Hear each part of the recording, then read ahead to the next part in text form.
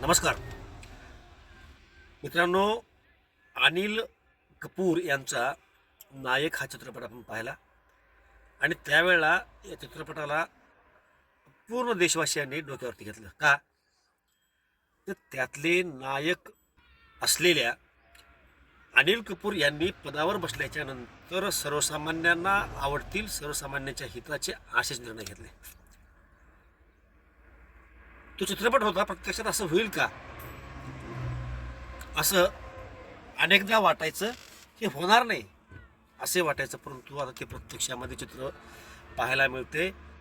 नेपाळचे जे नवीन पंतप्रधान बनलेले आहेत पायलन शहा यांनी असेच धडाकेबाज निर्णय घ्यायला सुरुवात केली आणि खऱ्या अर्थानं पदावर बसल्याच्या नंतर सर्वसामान्य जनतेला, सर्वसामान्यांना न्याय देऊ शकू इतका अधिकार आपल्या हातामध्ये असतो हे दाखवून दिलं. त्याचबरोबरीनं आपली नीतिमत्ता सर्वसामान्यांचा विकास करण्याचीच असली पाहिजे हे त्यांनी दाखवून दिलेलं आहे. आणि त्यासोबतच सर्व देशवासियांसाठी जे काही निर्णय असतात ते समान असले पाहिजेत हे दाखवून दिलं आहे. त्यांनी नेमकं काय केलं आहे, तर मार्च 2026मध्ये ज्या वेळेला नेपाळमध्ये ते पंतप्रधान पदावरती बसले, लोकशाहीच्या माध्यमातून बसले. राष्ट्रीय स्वतंत्र पार्टी या पार्टीला 250च्या आसपास काही त्यांची लोकसंख्या आहे, त्यापैकी 182 जागा यांच्या निवडून आल्या आणि प्रचंड बहुमतानं हे सरकार निवडून आलं. लोकांनी त्यांना डोक्यावरती घेतलं इलेक्शनच्या काळामध्ये आणि सत्तेमध्ये आल्याच्यानंतर त्यांनी अगदी लोकांच्या विश्वासाला पात्र अशा पद्धतीचे निर्णय घ्यायला सुरुवात केली. काय निर्णय घेतलेले त्यांनी, तर एक महत्त्वपूर्ण असा निर्णय, पहिला निर्णय की ज्या काही सरकारी ही यंत्रणा यांची, या यंत्रणेमध्ये जे काम करणारे लोक आहेत, ते जे सरकारमधले लोक आहेत, जे मंत्री आहेत, आमदार आहेत, खासदार आहेत, ते या सर्वांची मुलं सरकारी शाळेमध्ये शिकतील. यांना प्रायव्हेट शाळेमध्ये यांच्या मुलांना घालता येणार नाही. आणि ज्यांना कोणाला या प्रायव्हेट शाळेमध्ये आपले मुलं घालायची इच्छा असेल त्यांनी सरकारी नोकरी सोडायची, किंवा मग जर तुम्ही राजकारणामध्ये असाल तर पद सोडायचं. ह्याचं बेनिफिट काय होईल की ह्या गडगंज श्रीमंत लोकांची जर मुलं शाळेमध्ये आले, सरकारी शाळेमध्ये आले, तर स्वाभाविकपणे सरकारी शाळेला चांगले दिवस येतील. त्या ठिकाणचा जो दर्जा आहे तो सुधारण्यासाठी हे प्रयत्न करतील आणि त्यांच्या मुलाच्या हितासाठी ते जे काही प्रयत्न करतील त्यातून सर्वसामान्यांच्या मुलांचंही हित होईल. ह्या अनुषंगानं हा निर्णय घेतलेला आहे. अतिशय स्तुत्य असा निर्णय.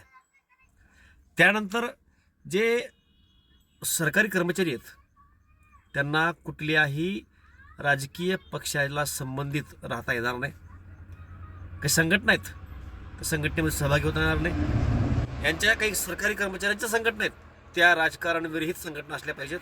संघटना असायला अडचण नाही, परंतु राजकारणाला संबंधित ती संघटना असली नाही पाहिजे. आणि जर कोणाला सरकारी नोकरीमध्ये असूनही राजकारणामध्ये सहभाग घ्यायचा असेल तर त्यांनी खटक्कन सरकारी नोकरी सोडायची आणि न सोडता दिसलं तर त्यांच्यावरती कारवाई आहे, त्यांना जेल आहे. हे लहानसा निर्णय नाहीत. बोलत असताना आपण जरी बोलत असलो तरी लहानसा निर्णय नाहीत. ह्याला हिंमत लागते, हिंमत. आणि ती हिंमत पायलन शहाने दाखवलेली आहे. अगदी 35 वर्षाचा तरुण पोरगा आहे. यानंतर सरकारी दवाखान्यामध्ये 10% जागा गरिबांसाठी आहेत, राखीव आहेत आणि फ्री आहेत. ते सरकारी दवाखान्यामध्ये सरकारी नोकरदार आणि राजकारणी यांनीही तिथंच आपल्या कुटुंबाला दाखवलं पाहिजे असं कंपल्शन त्यांनी केलेलं नाही. शेवटी काही निर्णय घेताना बंधनं येतात. शेवटी 3 निर्णय घेतला तर मग हे सगळे गडगंज लोक त्या ठिकाणच्या कॉट एंगेज करतील, म्हणून त्या निर्णयावरती ते आणखीन ते आले नाहीत. कदाचित त्यामध्ये आणखी सुधारणा कोणती येतील. हे महत्त्वाचे निर्णय आहेत.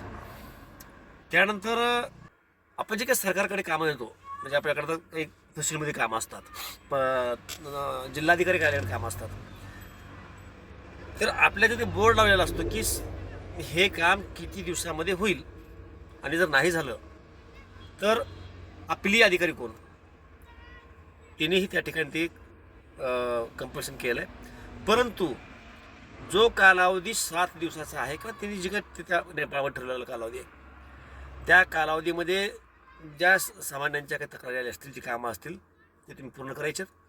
जर नाही केलात तर त्याच्यापुढे त्यांनी खाना केला आहे. 7 दिवसामध्ये जर त्याचं निरसन झालं नसेल, तुम्ही जर टिप्पणी द्यायची लगेच त्या प्रश्नाचं उत्तर दिलं आहे किंवा तो प्रकरण निकाल निघाला म्हणून, निघालं नसेल तर त्या ठिकाणी ते पुढे लाल टिंब येईल म्हणून.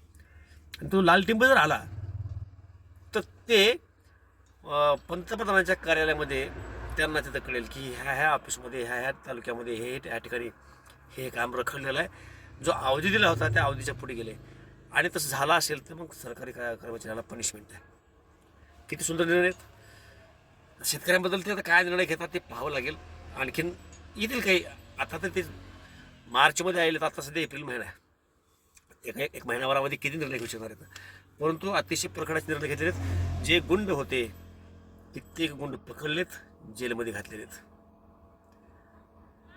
गुंड लोकांच्या पार्टीमध्ये जर राजकीय लोक दिसले तर त्यांनाही धोका आहे. म्हणजे नेपाळला सुतासारखं सरळ करण्याचं काम बालेन शाह करतायत. आता या तोडीचं काम महाराष्ट्रामध्ये राज ठाकरे करतील असं वाटतंय. त्यांच्याकडे सत्ता येत नाही, तो भाग दुसरा झाला. परंतु जनतेनं त्यावरती सुद्धा विचार केला पाहिजे आणि राज ठाकरे साहेब यांना महाराष्ट्रामध्ये कसं आणता येईल ते बघितलं पाहिजे. परंतु आपण नेपाळच्या बालेन शहाबद्दल बोलतोय तर अतिशय सुंदर असे धाडशी निर्णय त्या ठिकाणी घेतले जात आहेत आणि त्याचं जितकं कौतुक करावं तितकं कमी आहे. त्यांचे आणखी काही निर्णय आहेत. आपण आणखीन त्याच्यावरती एक व्हिडिओ निश्चितपणे बनवणार आहोत, सखोल सविस्तर, 10 ते 15 मिनिटाचा. तिथे काय काय केलं आहे शेवटी आपण पाहतो मीडियाच्या माध्यमातून सगळं आपल्याला कळते. परंतु अशा पद्धतीचं राजकारण किंवा अशा पद्धतीचे निर्णय आपल्या भारतामध्ये केव्हा घेतले जातील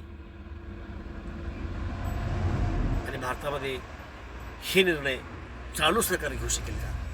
आपल्या प्रतिक्रिया निश्चित कळवा. जय महाराष्ट्र.